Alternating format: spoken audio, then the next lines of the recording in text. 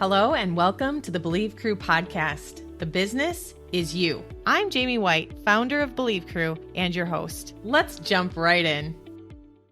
Welcome to today's podcast. I am beyond excited. And when I say that, it is often because we are bringing on another Believe Crew coach. And so I cannot wait for everyone to meet our newest coaches. And today we are talking to Shannon about her journey and how she helps people. And Shannon, I would love to hear the way that you would explain it to people about how did you get into this? Okay. Well, thank you for inviting me on, Jamie. I appreciate it. Love telling that story. It is exciting. In a nutshell, I call myself an intuitive transformation coach. I use the ThetaHealing approach. Got into it from my own healing and transformation journey that fortunately, I just feel very thankful to God that he got me in connection with a practitioner, that it changed my life on every level, every aspect, relationship. You didn't know me before, but if you would have, you would look at me now and be like, wow. So, yeah. So anyway, I'll ask you a question then. Do you respond to things or react to things the same way that you did before? No, yeah. I don't. That's what we found to be the biggest change. Yeah, it is really, it's from the depth, and I don't have to think about it. Right, exactly. Yeah, that's the beauty of it. Seeing what transformation and healing looks like and experienced it after 50 years of not having it there, and how that it's possible. So it has become now just in what I want to do, knowing what it can do, the power that's in it, the hope that's in it, it's become, a huge passion and purpose now of like, hey, this is out there. This is available. Yeah. It worked for me. I promise you it can work for you. Right. And in the confidence of knowing that what I do can help everyone on some level and in a huge way I can only imagine. So when you talk about what you went through prior to becoming a Theta healer and going on the journey of, working with someone in Theta healing, what was it like before? Oh, wow. Okay. Brief history. I had early trauma, a lot of early childhood trauma, young ages, 3, 4, 5, very significant trauma, really from day one, actually. Even my natural birth was a trauma birth. Right. And there was, sexual abuse at a very, very young age, a couple of different people. And then we deal with emotional abuse, verbal, up through age 20, different circumstances in life. I was in the ministry for a while, 3 different times, total of 12 years. I saw a lot. There was some trauma that happened there, of course, too. But I struggled with major depression since I was 15. I was a normal child, but then as I got a little older, I don't know, I want to say maybe I was about 10 that I just really became really angry. And I had a temper as a kid, but I never understood it. So just a lot of emotions. I pretty much only knew the emotion of either anger or depression. And kind of have operated 50 years, more or less, in that way. Come to find out, with that early childhood trauma, a lot of that I did not remember until just 3 years ago.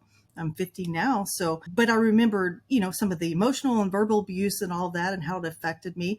Understood it affected me. It wasn't until I was in my 20s and was around more, normal families in a sense, that I really realized how, dysfunctional things were with my father. Growing up, and some of the coping mechanisms that I had learned and behaviors that was all trauma responses, but I didn't even understand the extent. So, struggle with depression. So when you're struggling with depression and you're, in your early 20s, in your 30s, what are you doing or how are you finding help at that time? Like you'd already been diagnosed? Right. I was diagnosed with major depression at age 15. Wow. At that time, I started medication and I started psychotherapy. So in the course of 50 years of my life, I actually figured it up last year. I've had a little over 20 years of individual professional counseling. Wow. All throughout, primarily what I did in those early years was medication and psychotherapy on and off. Now, scattered throughout some of those years, there were some years in my 20s and 30s that I did try different other alternative methods, but I found that they weren't as either effective, or it was just kind of a temporary thing. And so then when I was 35, I started taking some more medication. I'd kind of been diagnosed with a little bit more severe, but I wasn't convinced, Another name, another label, another drug, another name, another label. Exactly. Exactly. I've not ever done therapy in the traditional form. We've always looked for alternative options. And so how do they typically, like, what's a normal conversation when you're 15 and you're coming into, how do they help you? Yeah. Actually, my very first psychotherapist, she was amazing. And when I saw her when I was 15, and the primary reason I was going to her was because of the anger. Right. And because I was just absolutely so angry. So in this, I'll give you one of the main things that we worked on is my dad liked to make me angry, because he said that I was cute when I was angry or something. So then, of course, that programmed a belief that we've obviously had to change. So I would go into her office and, it would be like, okay, so what's happened this week? So we would say, okay, well, this is what he did. I told him to stop. He wouldn't he kept teasing me. And so she'd say, okay, well, let's take that. So let's look at that. How can here's something you can say in response next time, or try next time to get him to, stop or respect your boundaries, that kind of thing. Well, with him, it never worked, but that's my dad's personality. So you look at one situation in psychotherapy and you analyze it and figure out a different way how you can behave differently to change the outcome. And so in different therapists, I saw many, many different therapists. Some were more helpful than others. So individual results quite vary. Would you say that the medication helped? I mean, obviously when you were on it. To a certain extent, but it was never complete enough. I always felt like it was covering things up, and that's not my personality. I don't like the idea of covering things up. When you talk about psychiatric drugs, they do make you a little foggy and you're not as clear. And, and then when I was 35 and I was diagnosed with taking different medication, again, that medication was even stronger and it was more, foggy mentally, I mean, yeah, I could function. Absolutely. Nobody even knew. But when I came across ThetaHealing, I was at the point, like 4.5 years ago, I had a total nervous breakdown with my nerves, and it was just stress. It was medically induced. I had a psychiatrist give me the wrong medication. Oof. And over a period of several months, my system just got overloaded and I just crashed. And so I checked myself into a hospital, and fortunately saw a great psychiatrist, got me turned around. But even then, came out of that situation and I was on, I think, 3 psych drugs. And we've played with doses, for the years at high, low, and medium doses and whatever. Well, then in my jobs, I also come from a background. I had 12 years in the ministry throughout my life. And then I've had 15 years in the medical field in a hospital-based setting, 5 of those years in a very large trauma facility, downtown Dallas, Texas. And in those years, I was an X-ray tech, a CT tech, and an MRI technologist. So saw a lot of trauma myself. So even coming from that medical background, having the psychotherapy background as a client, and then trying different alternative things through the years, I was last as an X-ray tech at that hospital in downtown Dallas at the height of COVID. And then yeah, well, it was interesting, let me tell you. And, we got short staffed, we were extra work, and it was just, and my anxiety just got out of control. So I just had to totally walk away from my job. But so I started doing kind of a different alternative type energy-based technique. And for several months, it was effective to a certain extent, but it was temporary. I had homework to do. It was a pain. And I was to the point of frustration. I was unable to work for several months during that time. And then I was able to started in a totally different field. In that connection, I came across an acquaintance of mine at the time that was a Theta Healer practitioner. And so when I came across her and she says, "Hey, this is what I'm doing. Would you like to try it?" And I was like, sure, why not? And I really, at that point, I was nothing else has worked. Had no help. I was just so frustrated. Here it's like, I know something's wrong. I know something is underneath all this. Right. But I had almost lost hope. But anyway, so she did one session, and I realized there the value of theta healing. Wow. Within one session of what she did for me. I was like, wow. So I quit doing, that other therapy I'd been doing, started with her. I think it was just 2 sessions. I videoed with my psychiatrist that had seen me at my very worst the few years before in the hospital. And he's like, wow, you look good. You look better. I even told him what I was doing. Mm-hmm. And he was okay with it. I said, hey, what do you think about us trying to get off some of these? Oh, yeah, that's fine. So we worked on a plan. Now, not that would be for everybody. Right. It was just where I was. But anyway, so back to theta healing. So, I started working with this practitioner. Really, she changed my life. And if you want to know the honest truth, and I do tell her, she saved my life. Yeah. Really. Yeah. With her ability and her willingness to have gone through different experiences in herself in her own healing and transformation journey, she was able to reach me, give me the hope, and bless her heart and her patience in dealing with me, and walk me through the steps of my healing journey. Just realizing right away, this is life-changing, because you can see it right away. Because what theta healing does, it changes your beliefs, subconscious and conscious. And what it's subconscious is 90%.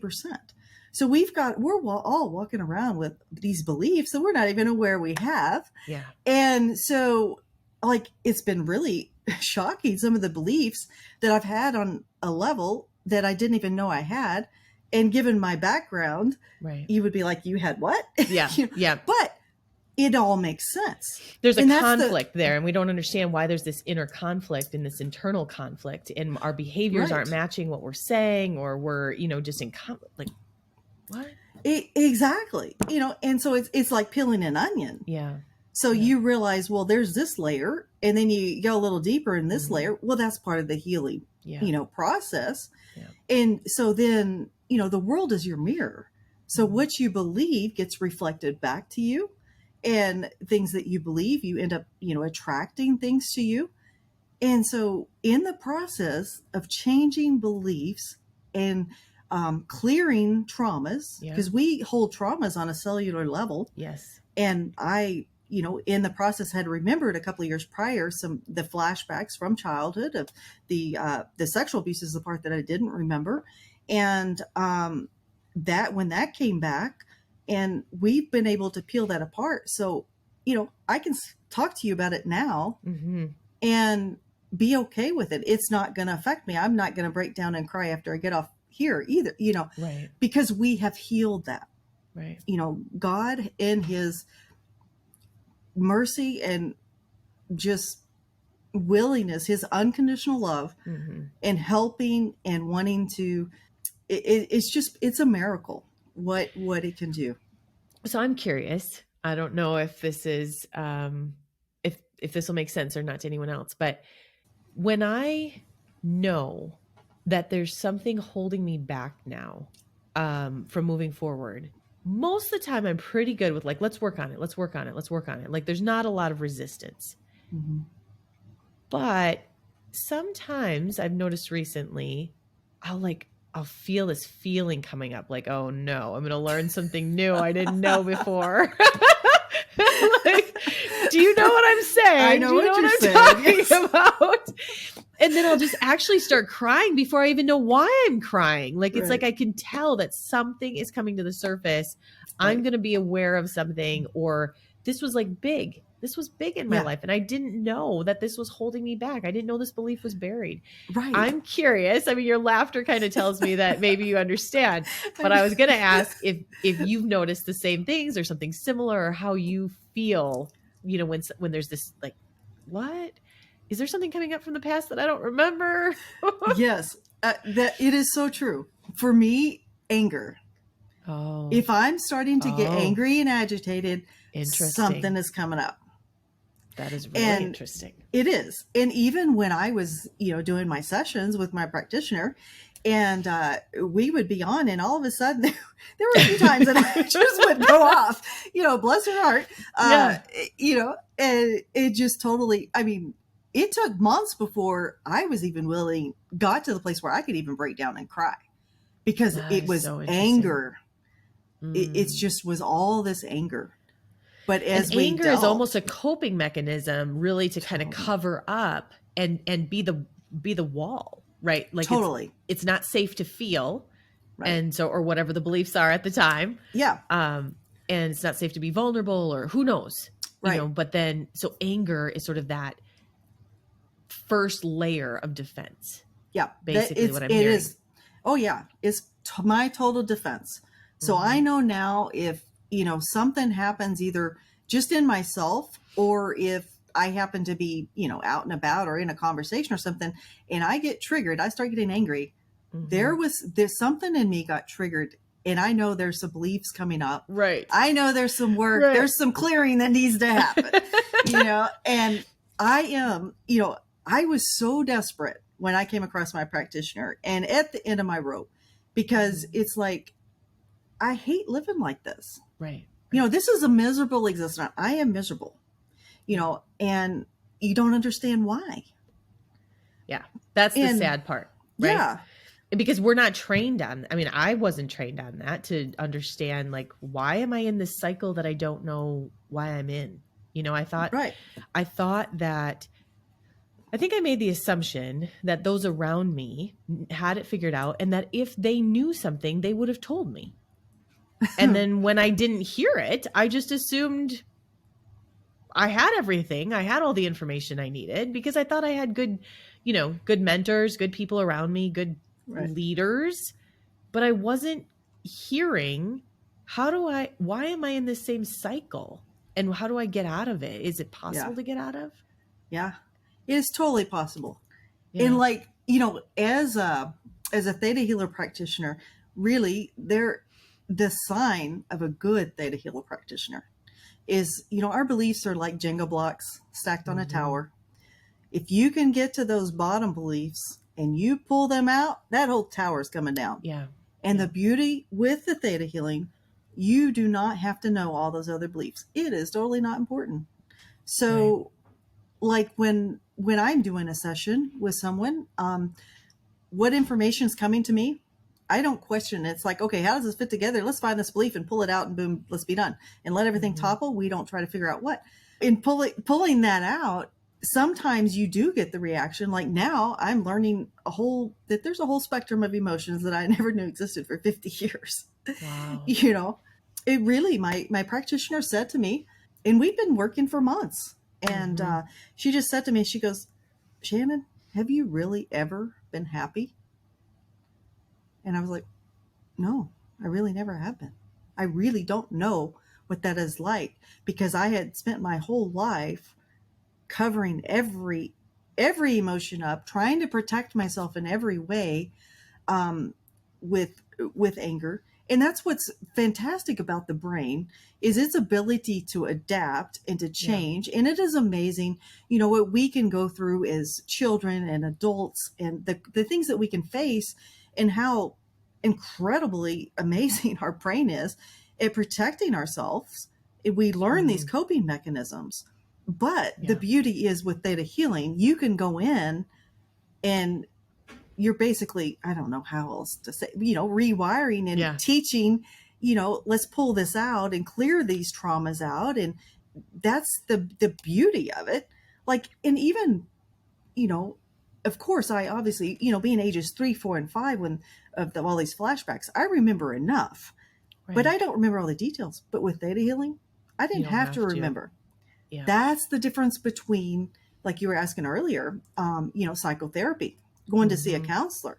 Well, seeing a counselor, you have to go in and you have to, okay, I remember this happened, and you process it. You break it down, every little detail. How did you feel? What did you think? What did you, and sometimes you got to write lists around it, and whatever feeling or what comes up, and they try to teach you ways to process around it. Well, it's very tedious, but it is also very painful. Right. Theta healing removes that element. And that has been a huge blessing for me because it's traumatic enough on people to remember that a trauma happened. Right. And if you can just pull the the bottom beliefs and clear the trauma, the memory surrounding it without a person having to go through that, that's huge. Yeah. Having been on both sides of that coin myself, that is huge. Now there's so much here. And there's a question coming up for me. If you knew today that you had a parent, let's just say, come to you and say, I have a teenager, they're just acting like a teenager, what would be your response to that? First thing, how long has this been going on? When did this start? Ooh, good question. And what was going on in the family environment at the time this behavior started? Mm-hmm. Because there is a reason that behavior started when it happened, when it did. Something happened to that child or in that environment that affected that child in some way. Had to have. Yeah.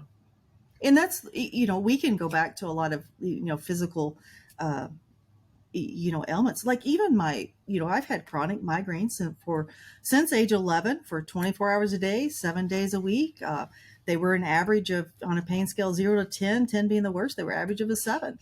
I dealt with them for years.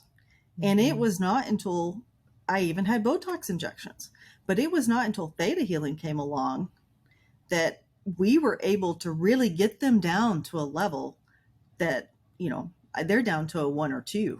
How often do you have them? I still have them very often. I still have them about every other day, if sometimes several times a week. For you, this is a huge change. Oh, I it's don't a huge have change. any.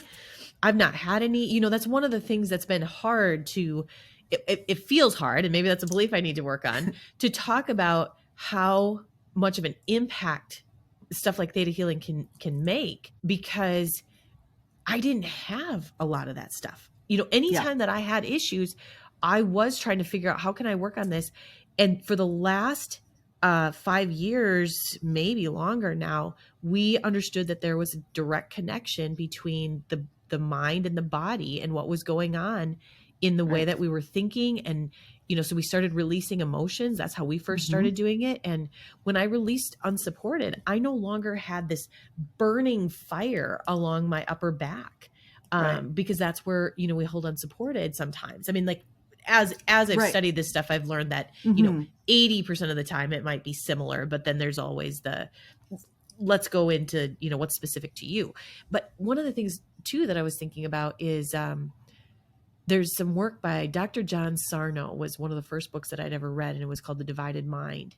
And he talks about the connection between pain and in the body, the mind. And then the next was maybe Dr. Bruce Lipton and the biology of belief. And he talks about epigenetics. And so when you talk about rewiring the brain, he mentions things in his book that help me understand and realize the perspective that I come from today after reading lots of books and then really getting into this and practicing it in real life ourselves, that we get our DNA and our cellular memory when we're born, just like we get blue eyes and brown eyes. Yes. And we download our parents' belief systems sometimes, or we get all these old programs from our ancestors. And this idea, like when you say that you had depression and that you were on these drugs, sometimes if we go online, I've seen photos of like, what does it look like, a brain that's, dealing with depression, and you'll see like a certain type of a brain. Right. I really believe that we can heal those as we heal our beliefs, as we clear from the trauma, and that the DNA and there's regrowth. I mean, how do we regrow bones if we can't regrow? That's just not the way God made us. Right. And so the physical pieces, going back to that, like the trauma, you've been doing this work for only a short period of time, right? In terms of compared to what the work you were doing, for how long? Right. And you've already seen this much of an impact. You've already seen this much of a change, but that doesn't mean that you won't continue to heal, right? Like I just Oh, want to kind of exactly. give space Exactly. to where Yeah, your yeah. migraines are at. If you're still having them every other day, but they're a 1, for you, that's a big shift. For me, that Right. still sounds awful. Oh, it's great. Trust me. Oh yeah. The healing journey, it's a continual journey. And like, even I look back to 2 months ago, there's been a lot of progress. I've done a lot of work on myself, and some other fellow healers, and we've worked on me, and, so yeah, that's another thing, and little things come up and we can get rid of it. But absolutely, the brain can absolutely be healed. I was on psychiatric medications, heavy psychiatric medications, when I started ThetaHealing, and they are gone. There's only one really tiny one left, and that will be gone in about a month or 6 weeks. The rest of them are gone. Things that I thought were impossible to be getting rid of. Now, would it be possible for everybody? I don't know. That is between them and their doctor. But for me, it has been so huge just on that level, as far as, from the psychiatric, the emotional, all of that, as we've healed.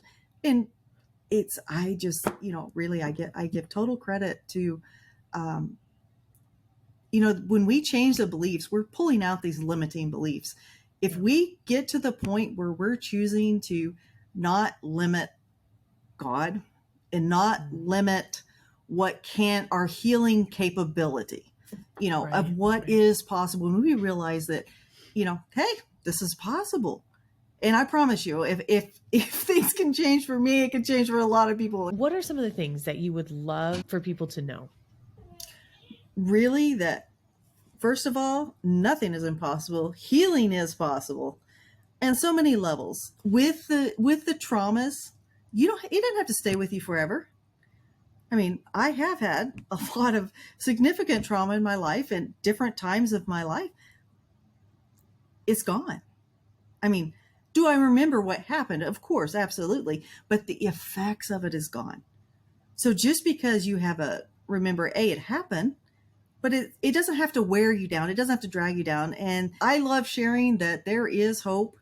And people that have knew me way back and that see me now, they're like, wow, what have you done? What have you done? Because there is a difference. And especially if you talk to me, in understanding that we create our own reality. And if we change our beliefs and how we feel about ourselves, how we feel about others, how we feel about God, how we feel about situations, we just change ourselves, it can change our whole reality. In essence, change is possible. It doesn't have to be painful, and it can be instantaneous, and it can be permanent. It all sounds almost too good to be true. And yet, let's think about it for a minute. When we break a bone, I've had kids, I have 6 boys, right? So I have multiple broken bones sometimes. And they heal. Right. They heal. Right. So it is possible. Absolutely. Why do we want to believe that it's not possible? My husband and I have a podcast called Business Addicts, and the reason is because my husband was a former addict, and we want to share our story. We want to share hope.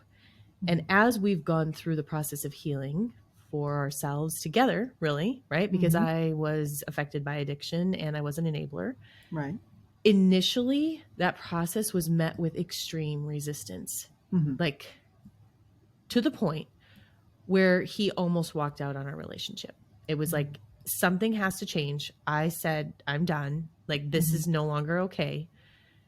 And I said, I need you to work on it or I need you to leave. And he started walking out.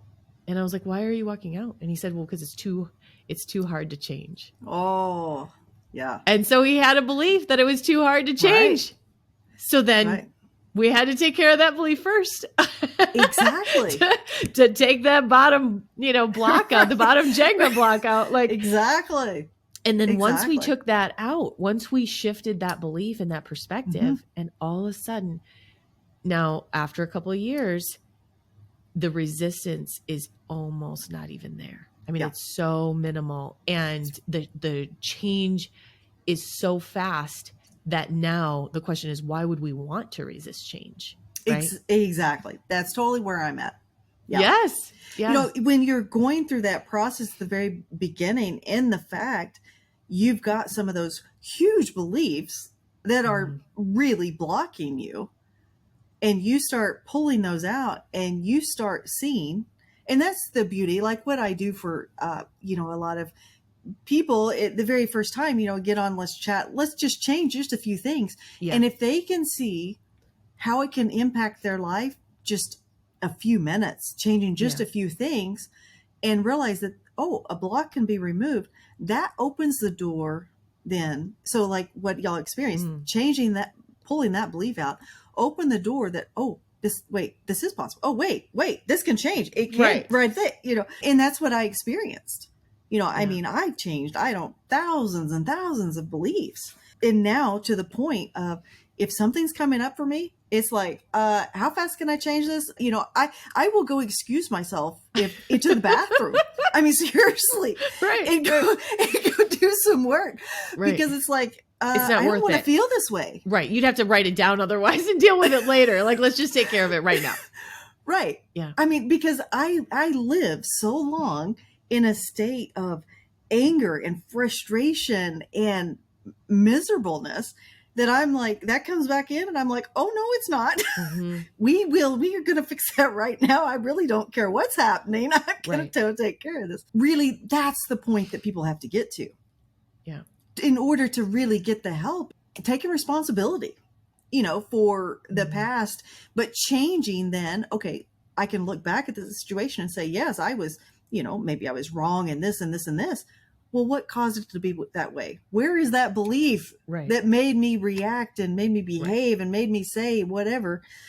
Let's find that and pull that out. When we talk about trauma and when we think about some of this stuff, the perspective that maybe I was raised with, I don't know exactly, but I feel like I've seen this perspective out there. Let's say it that way. Why do we need to make such a big deal out of it? Like, why do we need to make such a big deal out of trauma? I feel like somehow it doesn't really show up until later in life again. Like, there's just, it's like if we just say, let's just move on, it continues to impact us and continues to impact us, but we're just not aware that that's what the impact is from. Totally. Okay. That is, I am 100% believe with that, that if we don't deal with something, it will impact us. We just don't understand how all it's impacting us, because we can pull out, a belief, and even just changing that belief, we don't understand how the positive that's going to be, for us. So on the flip side, that's on the flip side. But on the downside, a trauma happens to you. Well, I was unaware of all that trauma that happened at that early age. I knew some of the facts. I knew I had all the anger. But do you know how much easier life would have been if that would have been dealt with, but nobody knew what was going on? Right. I didn't. My pet peeve, I'll tell you right now, is when people say, forgive and forget. Okay. Well, there is a certain bit to that, but in order to do that, it's called deal with it. It's called acknowledge, accept, deal with it. Then the forgiveness comes in. Right. If we take care of the forgiveness, we clear the trauma, we change the beliefs from what that event did to us, then we can move on in a healthy way. Right. Because a lot of people, if you just say, oh, forgive and forget, and why can't I move on? Well, okay, if you try to just forgive and forget and don't deal with it, maybe you can move on, but are you really being healthy? Yeah, I think what we've found is that occasionally we don't need to know anything more about the situation. Right. But sometimes we go to forgive and we're like, oh, wait, there's something blocking me from really forgiving. And maybe it's that I need to forgive myself in the process too. And so by working with, the theta healing modalities and working with other people to help us, it's like, can you help me here? Because I'm a little stuck. Like, I'd like to forgive, but there's something holding me back from doing that. Right. And then that's helped us, kind of recognize, like, maybe there's something else I need to know about this situation and be aware of, and forgive and clear that first. Then I can forgive the next layer. Yeah. Is there anything you feel has been left unsaid? Oh, wow. Well, I could go on because I'm very passionate about it. So, for people to understand that you don't have to stay stuck. You can change. Your reality can totally change. If you knew me, you know my reality back then and now, you will be a believer. I have a conversation. What aspect do you want to talk about? I'll talk to you. Yeah. That's awesome. Yeah. And the piece that comes up for me that I would love to just continue to share is I didn't know that asking for help was okay. Yeah. And so what I found today is that oftentimes I need to ask for help, and I want to ask for help because there's something holding me back from really getting clarity on what it is. And so having someone hold my hand as I'm walking across, a new scary thing, or just something that feels fragile, just hold my hand through this process. Like, it's okay to get help. I know it sounds maybe cliche, but I didn't know that. Yeah. It's been so good to talk to you. Thank you. It's been great to talk to you. Appreciate you having me on.